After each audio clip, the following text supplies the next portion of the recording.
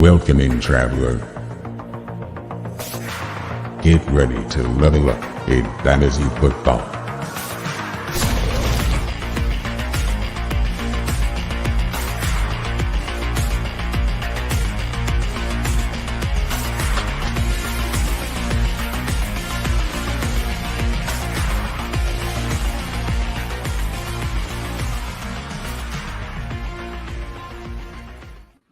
Good evening, morning, afternoon, or whatever time of day it is to the Fantasy Football RPG listeners. Thank you very much for tuning in. It is FF Mike Cash, your commissioner, dungeon master, and your best friend. I am joined as always by Evan. Evan, how are you? It's allergy season here in Tennessee, and it's putting me out in a hard way, so I apologize to the listeners tonight if I sound a little funny. I know I may always sound a little funny to you, but tonight might be extra exaggerated. You finally have an excuse for it. Makes a ton of sense. We are joined by a very special guest this evening, Scott Barrett, the Fantasy Points CEO. Scott, thank you for joining us. How are you? I'm good. Thanks for having me. Love that music. That got me super pumped up. I don't know who did that music. That was awesome. Yeah, that is our old co-host, Corey. He had to step away so that he could go into business ventures because he's smarter than we are, and we're still just talking about football. Real quick, before we dive into the fun stuff, I want to shout out. So Reddit is doing a Fantasy Cares giveaway. So my friends on the Fantasy Football subreddit, they have a draft contest going on right now to support the Fantasy Cares charity.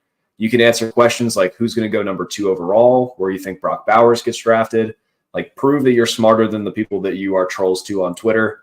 And all of this is for a chance to win signed merchandise, Scott Fishbowl entries, and more. You can even win Fantasy Football RPG merch. We're giving away a hat and some stickers. So I'm competing. Go see how you stack up, and you can enter. I put it as the top comment on this video, so it'll be easy for y'all to find. Sorry for that lengthy little takeaway. Before we get into the meat and potatoes, let's do a little cold open. Evan, you wrote this one. You want to ask it? Yeah, so the cold open this week, we try and keep it generically about something fun, and this is going to draw back to your childhood. So what is your favorite NFL memory from your childhood? Mike, you want to start us? I would love to. Steelers fan. I was 9. I had just turned 10 years old when they won Super Bowl 40.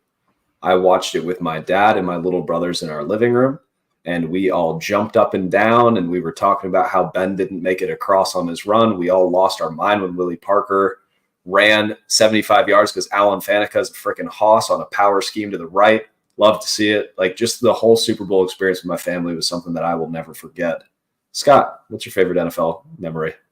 I was 9 or 10 years old. It was the 2000 NFC Championship, Giants beating the Vikings 41-0. I was at that game in the old stadium, the old Giants stadium, which is so much better than the new stadium. And it was like an earthquake. People were going nuts. It was just, I think they were underdogs in that game. And it was just a colossal beatdown on one of the best offenses of football at the time. Giants defense came out, Giants offense came out. And then they lost the Super Bowl, and I cried like a little girl. But that was awesome. That was definitely my favorite sports moment. That's a great one. The old stadium is always better. Three Rivers was better than Allegiant. MetLife it's tough that you got to share that. But Evan, what's your favorite memory? Yeah, so mine is going to be the TO game back in 2005 for the Eagles, coming off of a broken leg and a torn ligament. It was an epic performance by TO against the Patriots.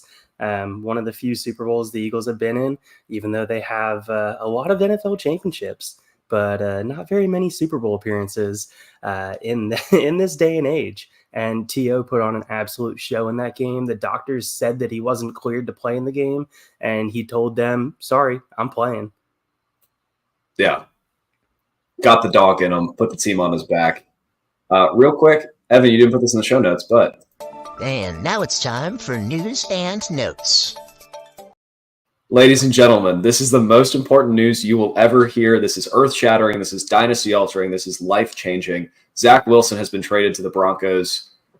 The Mountain Lions in Colorado need to be on the lookout. Evan, does this rustle your jimmies for any fantasy football way? How much can I buy Zach Wilson for? Can I get Probably him like for $4 of fab. Fourth rounder? Yep. I mean, if you give me a guy that has a 10% shot at starting for a 401, sign me up. I mean, Okay. it's a free lottery ticket at that point. I mean, Sean Payton does a lot of reckless things. Yep. So he would be the kind of guy that would say, I'm going to mortgage 3 first-round picks to be able to go get a quarterback. And I might not even be with this team in the future when those first-round picks are maturing. But he might do it. He also might not. And if you get one start this year out of Zach Wilson for a 4th-round pick, 100% worth it from a team building. Okay. Scott, sorry to put you on the spot. Does Zach Wilson move you emotionally in any way at all? Yeah, I kind of like this. I'm kind of excited about it. Like the take like everyone's putting out is like, this is so stupid. Like obviously he's the worst quarterback of all time. He's so bad. Sean Payton, hubris, etc. And like I think like all that's right. Like Zach Wilson's horrible. But like I kind of buy into Sean Payton's hubris. Like even if he's a little overrated as an NFL coach, he's always been awesome for fantasy. Like people don't give him enough credit. He had since 2018, his quarterbacks, Taysom Hill averaged 20.5 fantasy points per start. Drew Brees, age 39, 40, 41, 19.8. Trevor Siemian, 18.0. Jameis Winston, 17.2. Teddy Bridgewater, 17.1. That's all like low end fringe QB1 production. And so like, it's hard not to get excited about like a quarterback being coached by Sean Payton. I don't think you're going to get anything this year. I don't think you're going to get, certainly not this year, but like something down the road, there's like hope. Like he's free in dynasty leagues right now. And it's just, he went second overall for a reason. Like the guy has rare, unique traits, and maybe Payton can beat whatever plagued him out of him, which to me was mostly, I think, mental confidence, seeing ghosts, horrible under pressure, and all that stuff. But like, you still look at it like the past 2 seasons, right? If you could just take the 10 best plays of every quarterback and like only watch those, you would think Zach Wilson was like the 13th best quarterback in football. The problem is he only had 10 good plays. Like the rest were horrible and like the worst low light film of any quarterback. But he still has that sort of hint of upside, and he's a guy who's free, and it's a good coach. So like I was mildly excited by it when I felt like everyone else was kind of dumping on it. Yeah. I feel like it breathes life into him from a dynasty standpoint. Like if he's going to turn into something, now there's a chance for him to do it. I personally don't think it's going to happen, but we'll see. Right. Well, I think the Broncos are trading up for a quarterback, but we'll get to that. So yeah. All right. Well, it's time. Let's get into the meat and potatoes. All right, ladies and gentlemen. Horrible. Oh yeah. We are going to go through some NFL draft pick scenarios. So we took mock draft data. We looked at some of the most likely landing spots for these players. We're going to omit top 3 quarterbacks. We're going to omit top 3 receivers. And we're going to talk about, the J.J. McCarthys, the Brian Thomases, the A.D. Mitchells, and like how they would impact the teams around them. So it's not just if they go there, it's good for this player, but also if they go there, like what happens on the Panthers if they get another possession receiver? How does that impact Deontay Johnson? Is it good for Bryce Young? We'll dive into a lot of that later. We're going to kick it off with some quarterbacks. First and foremost, J.J. McCarthy. Most likely landing spots per mock draft data right now. Vikings at 5, they trade up, which is everybody just kind of has that penciled in. Broncos at 12 if he falls. The Giants at 6 if they fall in love. And then the Pats trading back and getting him at 11. Scott, what is your favorite landing spot of this, and how would it impact your expectations for the team? Yeah, so it's definitely the Vikings. Easily the best landing spot, where last year they had a few games from Kirk Cousins and they had 3 different backup quarterbacks, and they still led the league in passing yards. Just like a potent, fast-paced, high-volume offense, really sharp OC. With that supporting cast, it feels like an impossible to fail scenario for fantasy, and like great landing spot for someone particularly like McCarthy, who doesn't offer much rushing upside. So he'll need that volume in a Minnesota offense with good receivers. What does it do for the supporting cast? I don't know. It really depends on what you think of McCarthy from quarterback takes. I will just say, like, the sharpest film mind I know, Brett Whitefield, who's a director of charting over at Fantasy Points Data, worked for PFF for a number of years, has the best hit rate I've seen of anyone when it comes to scouting quarterbacks and wide receivers and a lot of other positions. And he says JJ McCarthy is the QB1 in this class. He put this out before anyone else. He put this out when he was a late round 1 pick, and this isn't a hot take artist. That's just what he was like. I watched every snap multiple times of all these quarterbacks dating back years, and this is my QB1 and I feel good about it. And so, yeah, I think he might be underrated. I think, I mean, like, listen, if Jefferson's getting it done as banged up as he was with as bad quarterback play as he had, you can't be worried about it. And probably like an upgrade over what he had last year. Hawkinson too, it's kind of the same thing. He's really good at that as a possession receiver. Those PPRs are key. And Addison, I don't know. I'm not really an Addison guy, but should be fine just in that role in that offense with Jefferson taking away alpha cornerbacks. That would be my read on it. And most likely landing spots, I would put it at Vikings 1, Broncos 2. Yeah. I was actually perusing FanDuel earlier today. The Vikings are still the favorites. I think they're actually got to minus money, which is wild for a pick. You know, they're not even in the top 5, and JJ's not even a projected top 4 pick. So it's strange to see that. Evan, I want to rotate over to you. Of the 3 landing spots that we named already, is there one that's speaking to you? Like, where would you want McCarthy to go, and where do you think that he could bring a lot to help his team? Yeah, so I heard your question, Mike. I'm actually going to go a completely different direction here. So the one that I think that would be the most interesting is we've seen quarterbacks fall in recent drafts that end up looking like that QB3, QB4. We've seen them slide down the board. We saw that with Levis last year, slid all the way to the 2nd round. We saw that with Malik Willis. I mean, that was a complete bust. Yeah, I mean, people were mocking him super high in the 1st round. So there is precedence. And I think with the Dynasty community already being very split on McCarthy, if he slides all the way to 12 without anybody trading up for him and just falls into the Broncos' lap, what would that do to the mindset of a Dynasty gamer? And then you look at the team around him. It's a middling offensive line with a tight end room that has a whole heck of a lot of questions, a running back room where you have a guy that's never really been the bell cow, and then you have Cortland Sutton. Who Did I just hear may or may not Javonte Williams and Greg Dulcich slander in the same sentence? This is unacceptable. 100%. You heard both of that. And then you have a crazy man in Sean Payton. So, I mean, who knows what the offense is going to look like? Is he the offensive guru still that he used to be? Was he propped up by Drew Brees for all of those years? Oh, man. All right. We're getting into a lot of different things there. But I think it would be really interesting to see the mindset of Dynasty gamers if he falls all the way to 12 without a team trading up for him. And I kind of want to see that happen. Yeah, it would be fun. I don't know if good for fantasy teams is the right way, but it would be interesting to see what kind of overreaction are we looking at.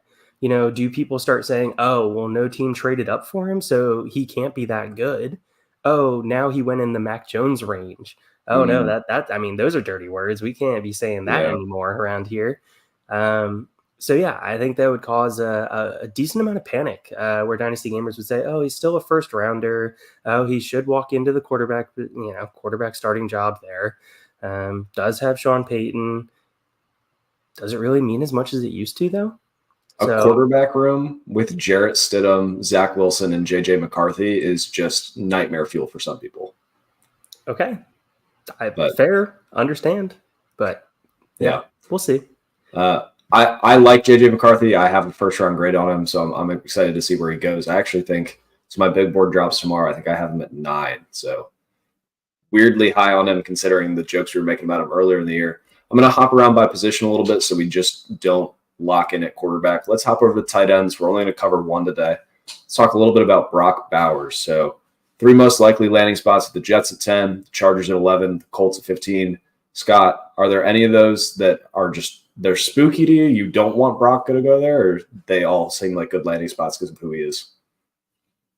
Yeah, that's a good question. I kind of like the Jets. Like, I'm buying into the notion that, Aaron Rodgers is going to come back, be potent. They don't really have anyone else beyond Garrett Wilson. And so he could be this like PPR cheat code, a lot of screens. He's also like insanely pro ready. So I don't see him getting under Aaron's skin. But I'm hearing that the Jets like kind of aren't going to do that. They're going to trade down and take an offensive lineman.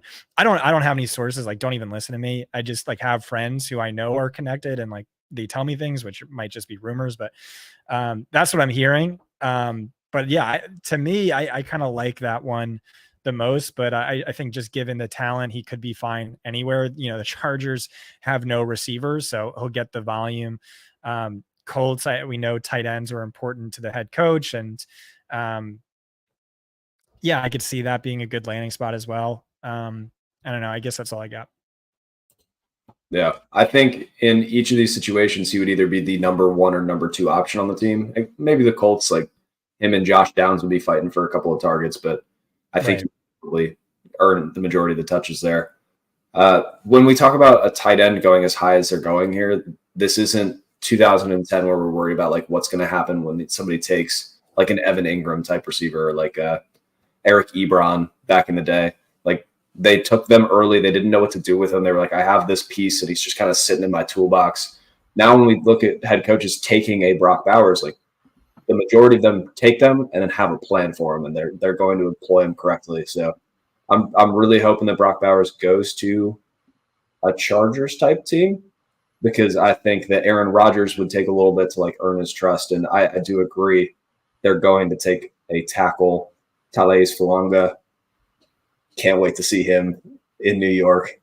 That's kind of a chalk pick right now. But Evan, of the 3, which one are you most excited about? Because I asked Scott the spooky one.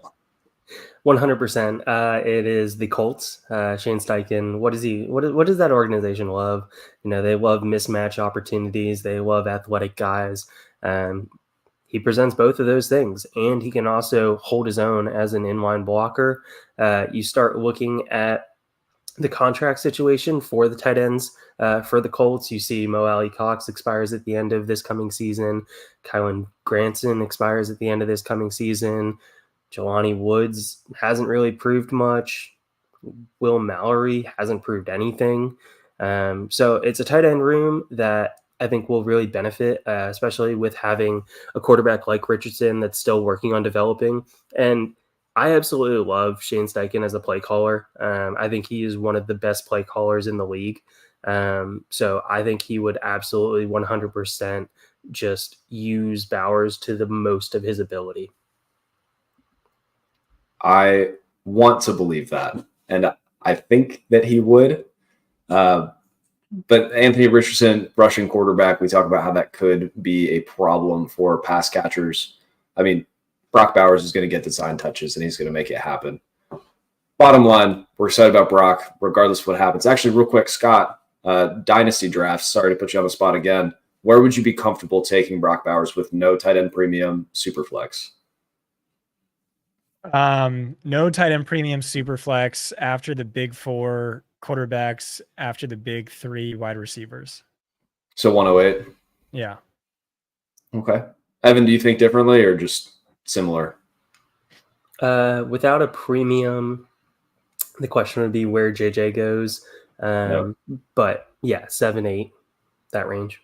Yeah, that's fair.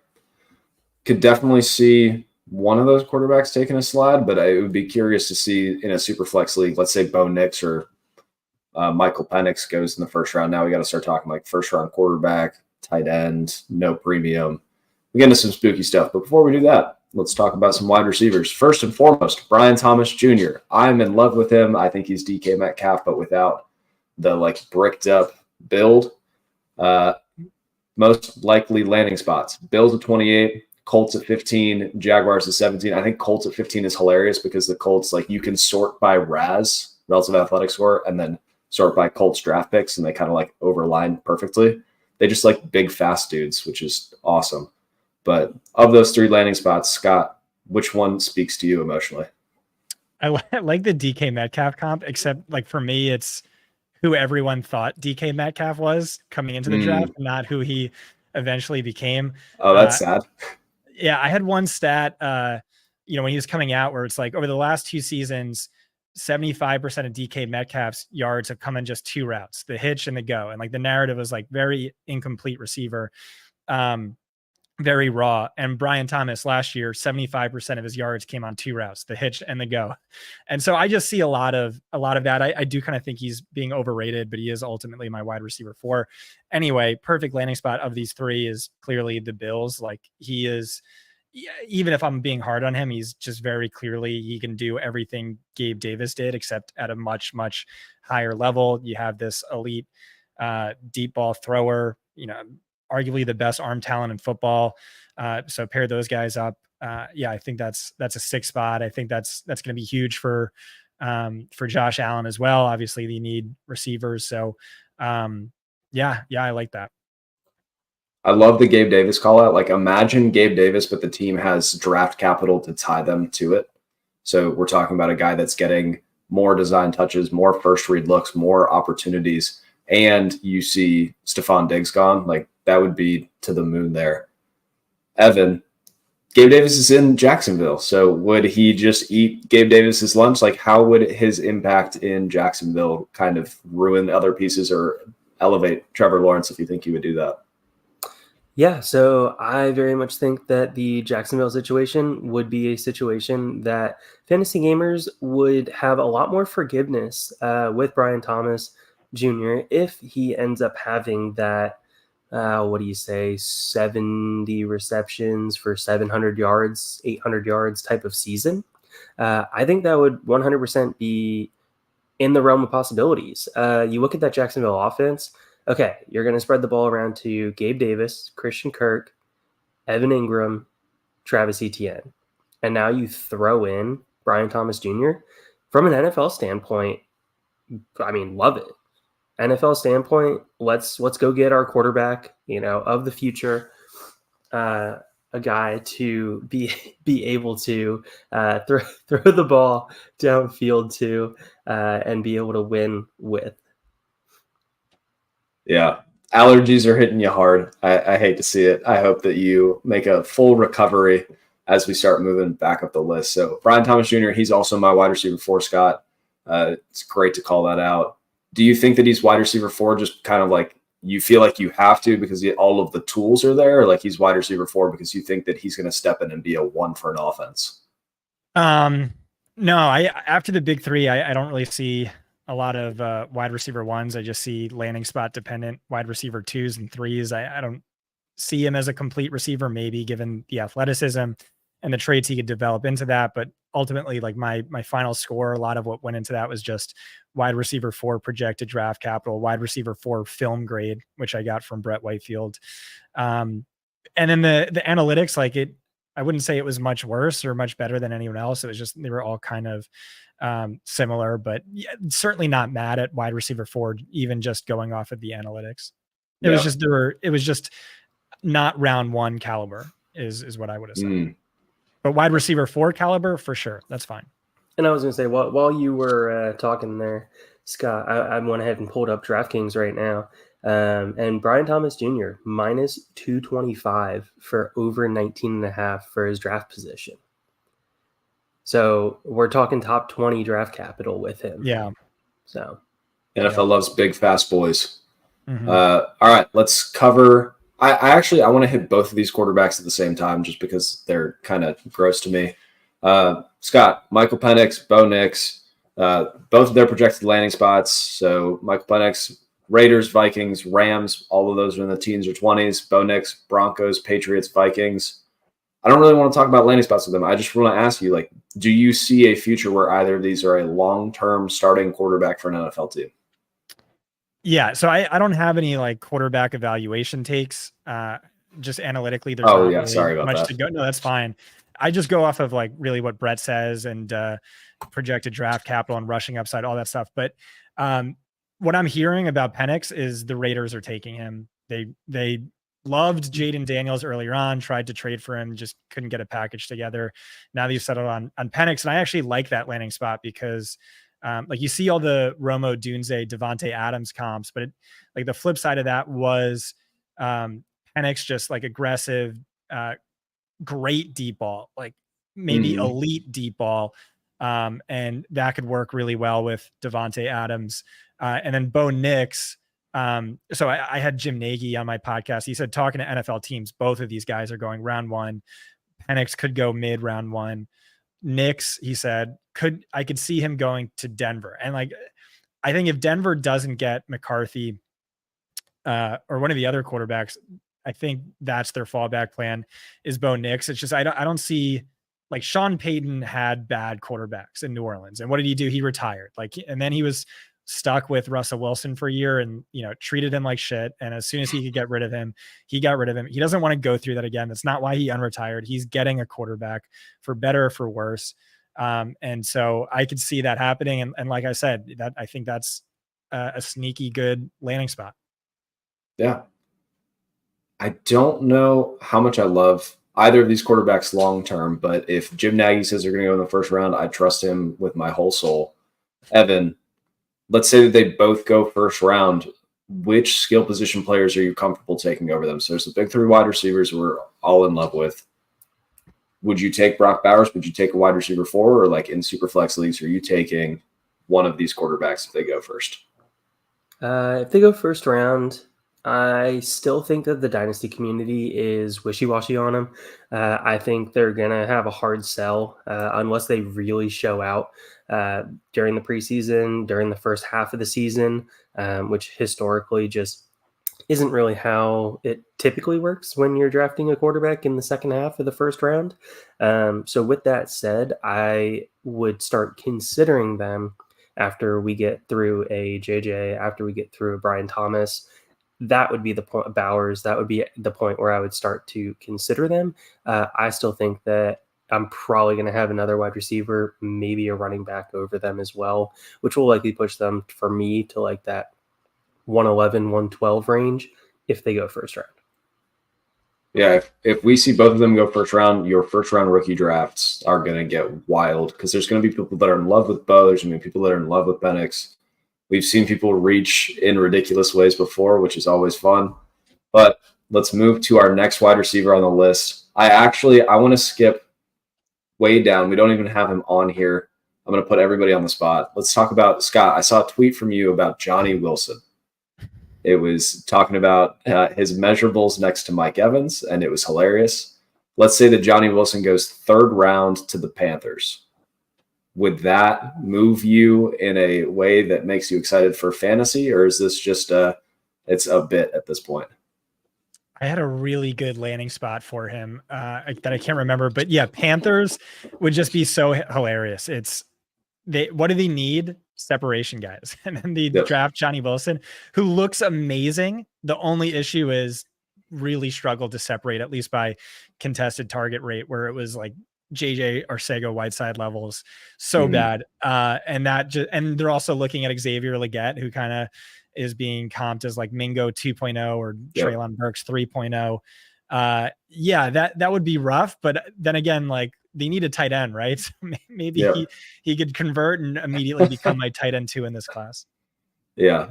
If Johnny Wilson becomes tight end eligible, he is immediately fantasy football gold because the way that he runs, the way that he moves like a receiver. He's also like too long to be a good blocker. Like he just cannot get under defensive ends. So he would only be on the field for pass plays. Evan, Johnny Wilson, dead to you, third round rookie pick. Like let's say he goes in the third round of the real NFL draft. Are you taking a swing? Yeah, you've kind of known how I've felt about him. If he stays at wide receiver, I really don't want to take a swing on him. If he says, or the team says, that they want to transfer him to tight end and work on transitioning him, I'll take a swing because what do we want from what do we want from tight ends? We want them to be uber athletes because the uber athletes historically have the best shot at the top 6 seasons. So if I'm taking a shot on a late round tight end, I'm taking a shot on that play. I will say, Johnny Wilson, you measure him at tight end. He is an elite athlete. We'll hit another wide receiver here real quick. My ideal landing spot for Johnny Wilson would be the Broncos where maybe he can be like Marquez Colston or Jimmy Graham for Sean Payton, or even slant boy Michael Thomas, where, you know, I trust in Sean Payton's ability to maybe mitigate some of those concerns, use him as a big slot where the separation issues aren't as concerning. But I'm a big Johnny Wilson guy, but like I can't deny there are massive red flags where typically I would write this player off. Yeah. It was crazy to me. So we did a little film study on Johnny Wilson. It's up on the channel. Like sometimes he was able to use his body like a basketball player, box the guy out, use those pterodactyl arms and like really make it work. And then other times he just like let the ball come into his body. The defender's able to reach over him and swat it away. Like there were some inconsistencies there that it kind of turned me off. But early in the process, I was really excited about him, and I've cooled recently. Let's talk about if Johnny Wilson is on one side of the spectrum, huge, tall, fast in like the long area, but takes some time to accelerate. Let's go all the way to the other end of the spectrum. Ladd McConkey, small, accelerates quickly, very polished route runner. So his top 3 landing spots right now on mock draft data is the Chiefs at 32, the Panthers in round 2, and the Patriots in round 2, which name a more Patriots receiver than Ladd McConkey. Scott, which one of these would be the best landing spot for fantasy football, and which one makes you most excited? Yeah, it's obviously the Chiefs. I mean, that's just the nuts landing spot. Like you just can't not say the Chiefs. I will say, like, this is who the Panthers should draft though. Like, this is what you need. You need a separation artist. You need, you know, a check down guy, a PPR cheat code possession receiver, and Ladd McConkey certainly fits the bill. But yeah, I mean, Chiefs lacking in weapons, best quarterback in football. That's exciting. Quick question with the Panthers. Do you not think Deontay Johnson is that like PPR machine? Like, bro, I don't know what it is. I keep forgetting every time someone brings that. I keep forgetting he goes there. Yeah. Okay. No, Deontay Johnson's. Yeah. Like the moment that he went there, I like kind of checked the box. I was like, they have a separator. Now they need a deep threat. Like, hell yeah. I'm a big Deontay guy too. Like that was a great move for them. 100%. I'm a Steelers fan. And actually, one of those helmets back there is signed by Deontay Johnson. Don't know what that's worth now because it's a Steelers one. But he was the most tilting player ever in DFS because he was never owned. And every week I'm like, go all in. And he would either get 10 targets and score 22 points. So like he was valuable, but didn't like break the slate or anything. Or he would leave the game early with an injury and then spend 2 quarters in the blue medical tent and then come out and score 13 fantasy points. And he just did that. Oh, and then there's always like one horrible drop. And that's the Deontay Johnson experience. But he gets open at will. So he's awesome. I like him. Yeah, no, it feels like he just kind of like wiggles his hips and defenders fall over. It's amazing. Evan, Chiefs are off the board. Panthers are off the board. I'm going to make you talk about the Patriots. Would Ladd McConkey get 130 targets in New England?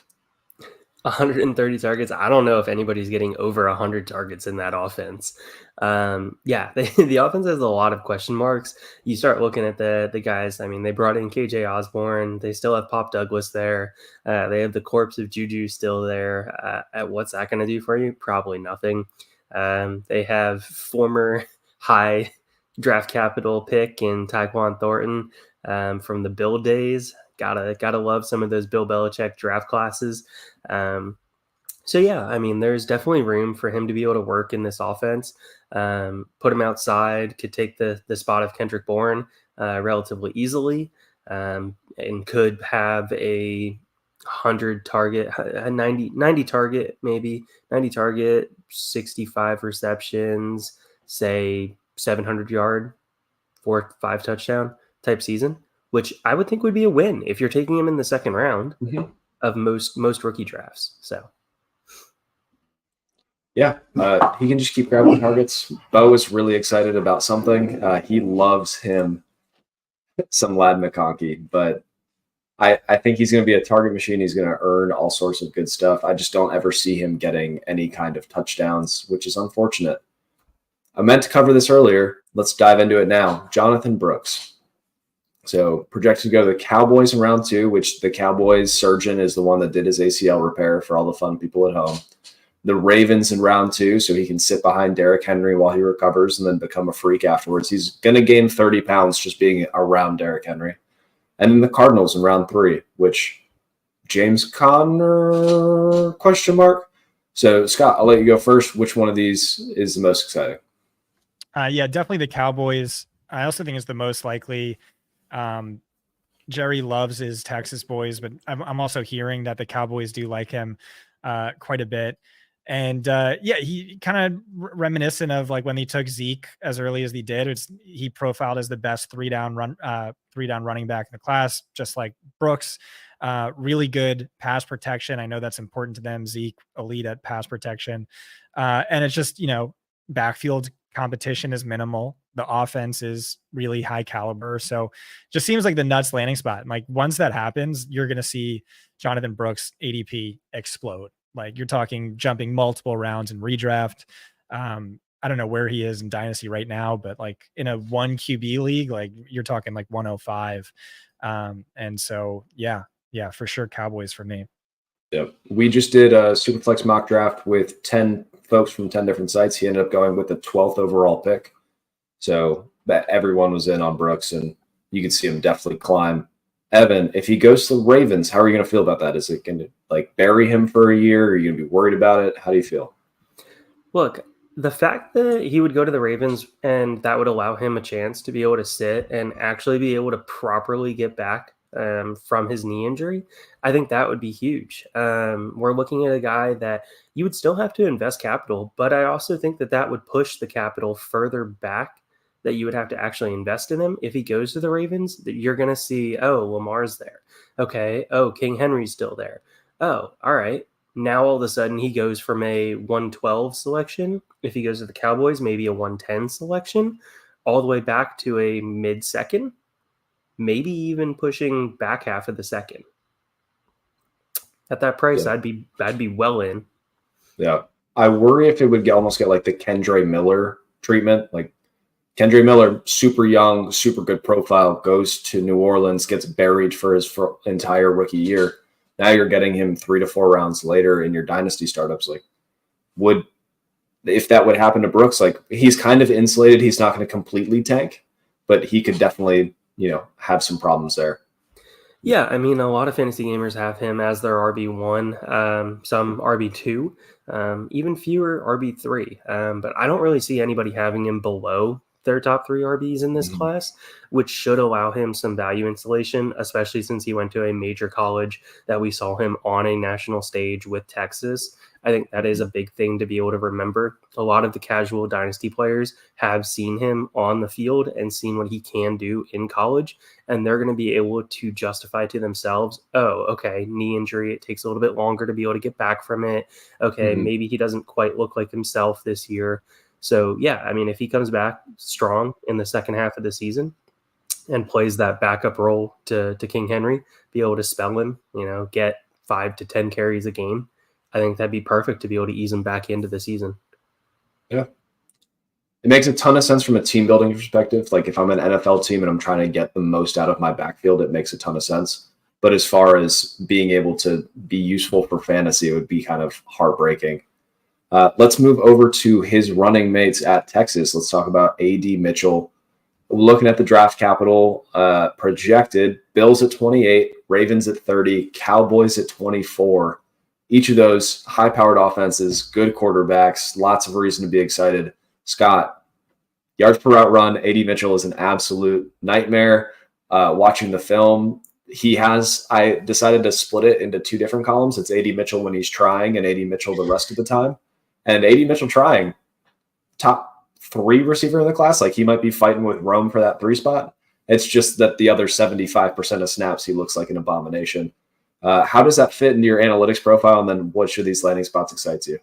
Yeah, I feel like a guy who's not trying 75% of the time. That's just a red flag. That's like reminiscent of Kadarius Toney and a number of like all the busts I was really excited about in at least one season who never worked out. Yeah, landing spot is Jaguars. He's just going to be a Jaguar. It's just going to happen. This is such a Trent Baalke guy. I can't imagine any other landing spot. And that's not a good landing spot to me because Doug Peterson wide receivers have always underwhelmed for fantasy, except maybe slot guy Christian Kirk, but just, he loves his tight ends, and, Calvin Ridley disappointed, Jeremy Maclin, Deshaun Jackson, weren't as productive as they probably should have been. So on this list, best landing spot, I mean, Bills, I think, is the nuts. And then Cowboys are really nice landing spot too. He could be the wide receiver too. Doesn't have to be the alpha. Great place for him to grow and learn and excel as their deep threat. Yeah. The Cowboys have kind of been looking for two to unlock their offense. We're looking at, they brought in Brandon Cooks. They thought Michael Gallup might be a thing. They even signed an old Steelers great, which was hilarious to see. They're looking for somebody that can take the top off of a defense and make some guys miss. And maybe Adonai Mitchell is that guy. Like, he has all of the measurables. He checks a lot of boxes when you're just looking at like athleticism. And if you only watch, he's kind of like Zach Wilson. You watch his 10 best plays and you're like, man, this is a top 3 receiver. It's just once you sort it by like top 30 plays, you see some very serious red flags. Evan, let's say he goes to the Ravens. I'm going to give you the way less fun landing spot. Zay Flowers, obviously short and intermediate area, great little jitterbug. We talk about Mark Andrews, their possession receiver, able to move the sticks. Like, would he just be resigned to Nelson Aguilar with dreads, or like, what are we looking at here? Yeah, I think he would be the perfect best ball target at that point. What is he going to do? He's going to push the field. He's going to get those deep balls from Lamar. He's going to allow the other players on that offense to be able to do what they do best. And what does that mean? It means he could very likely be able to break a handful of plays every 2 weeks, every 3 weeks. And that would be a startable asset in a best ball league, especially at wide receiver. Could definitely see that. The spike weeks would be fun. I just think the lows would also be super low, but in best ball, it doesn't really matter that much. Scott, ask her what she thinks about AD Mitchell and see if she wants to know anything.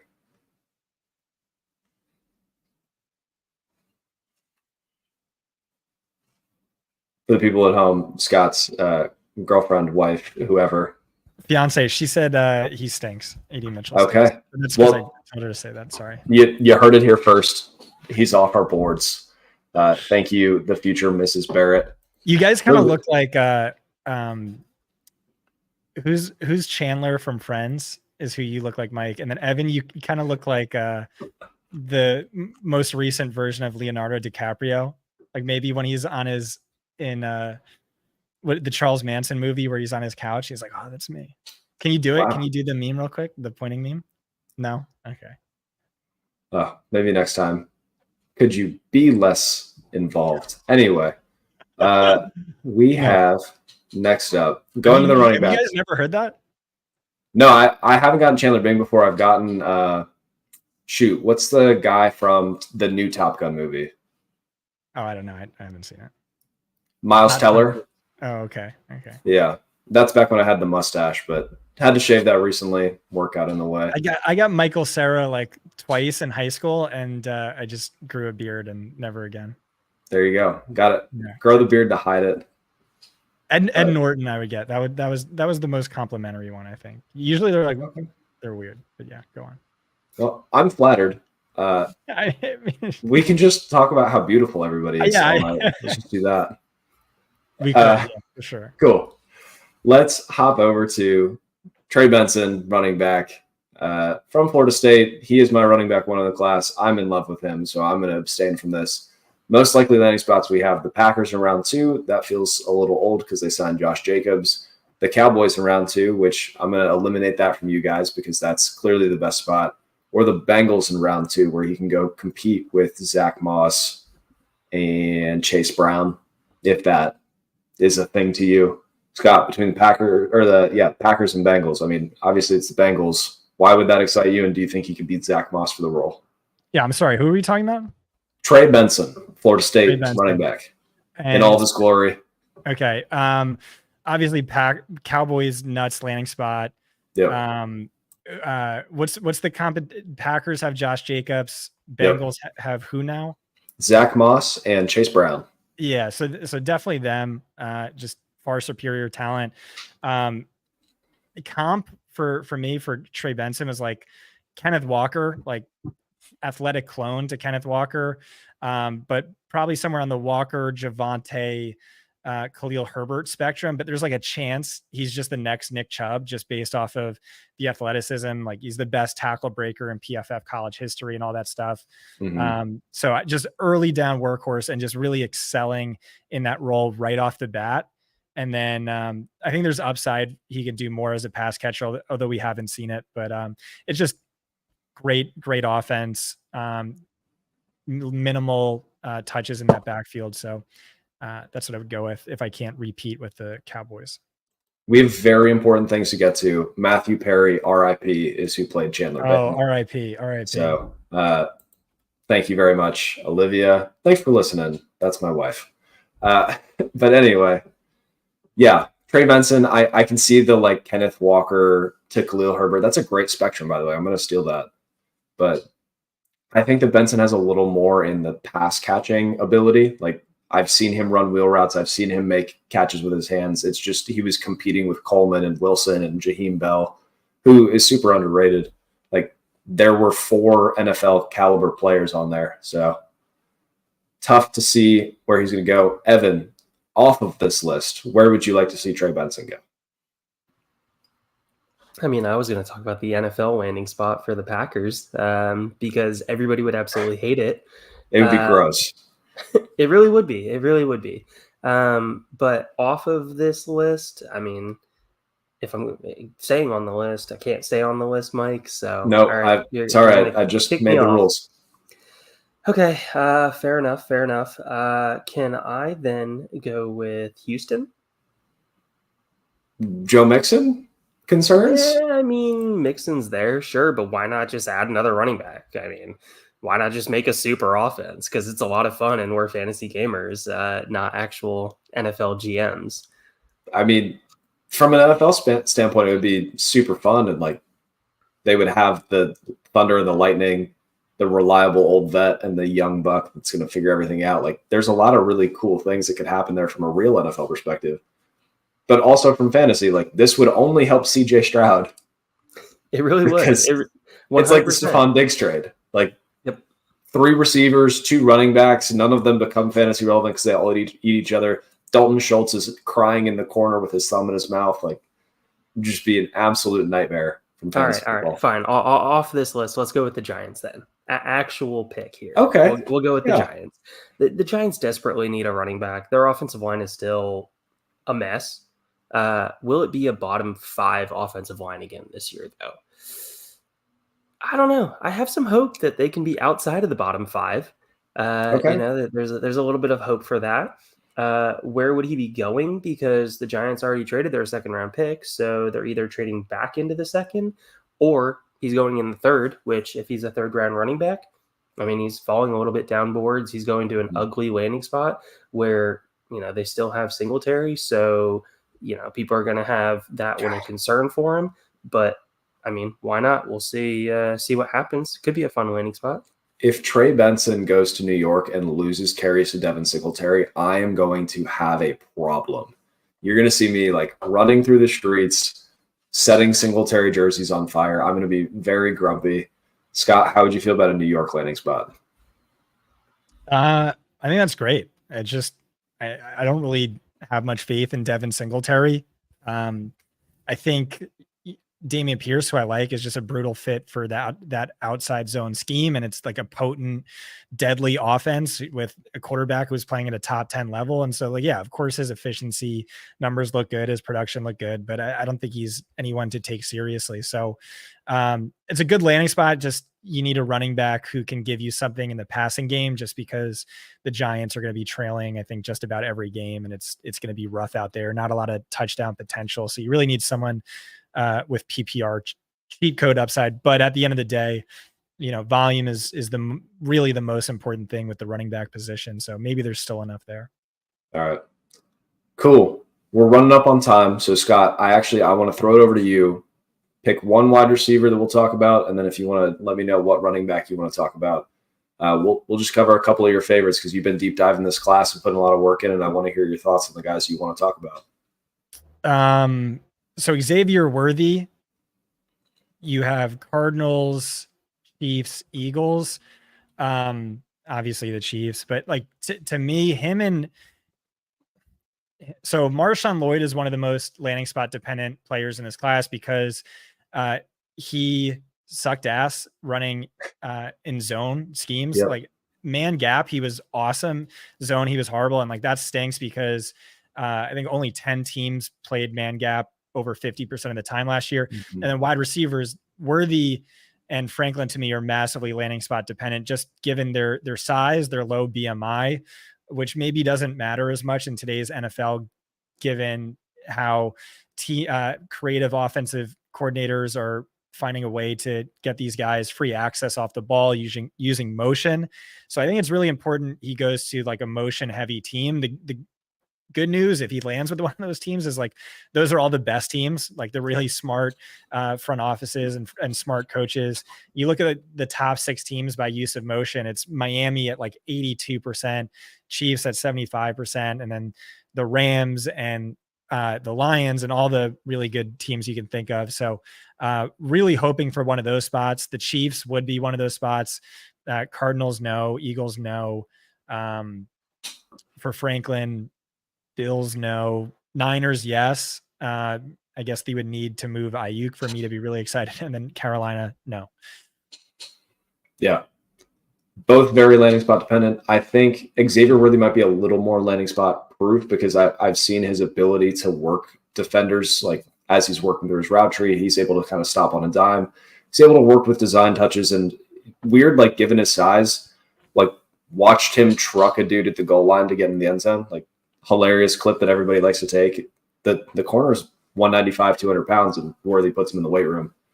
But Franklin, for somebody that is as tall as he is, he doesn't bend the same way that a 6'2", or what is he, 6'1", 6'2", somewhere around there, like a player like that should. He needs to sink his hips a little bit more. He needs to bend a little bit more in order to stop and come back on his short to intermediate routes.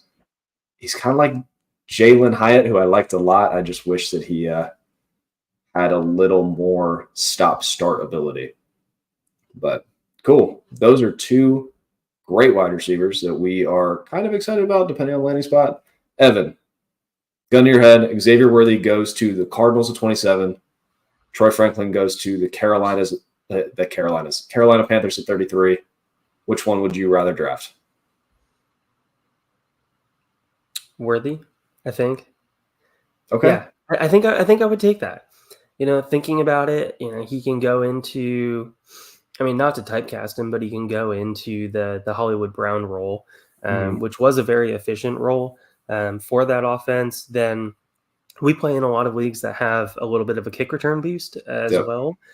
You look at the fact that he could be a punt returner for teams, maybe work his way into kick returning as well. For the Cardinals, that wide receiver room is just absolutely dearth of talent. And just think about the Kyler Murray owners and what this would do to Kyler because I saw a mock draft where they ended up going Marv and then Worthy with their 2 first-round picks. I mean, think about pairing that with McBride and what that could do for the offense, and specifically for Kyler. At that point, what would you value Kyler? Would you put Kyler above Herbert if both of those guys ended up going to Arizona? You're tugging on my heartstrings because I love Herbert. I do. For fantasy football this season, I feel like you would have to. Like you would be obligated to. He brings more as a rusher. He has better weapons. Like you don't have the enigma of what a Harbaugh would do. But Scott, what would you do with that? Sorry, what was that? I was trying to pull up pictures of Leonardo DiCaprio and Chandler Bing to prove I'm not hitting on you. Maybe I was just in a comping mood, but it's like, anyways, yeah. Who are we talking about? No, it's okay. If you want to flirt, it's fine. We can flirt before, during, after the show. It's great. If let's say Xavier Worthy goes to Arizona at 27, they also take Marv at 4. So now you're adding 2 elite weapons. Who would you rather have, Kyler Murray or Justin Herbert, on your dynasty teams? Well, first, let me say, like, I like that move a lot, particularly Marv. Like that, they need that so desperately. Trey McBride was a top 15 player against zone last year, and then against man, Arizona was a bottom 5 team where Michael Wilson, I think, had like nearly 0.00 yards per route run against man, like maybe 18 total yards, and then Rondale Moore also ranked bottom 5 of like 100 plus qualifiers against man. So they need that outside man beater wide receiver one.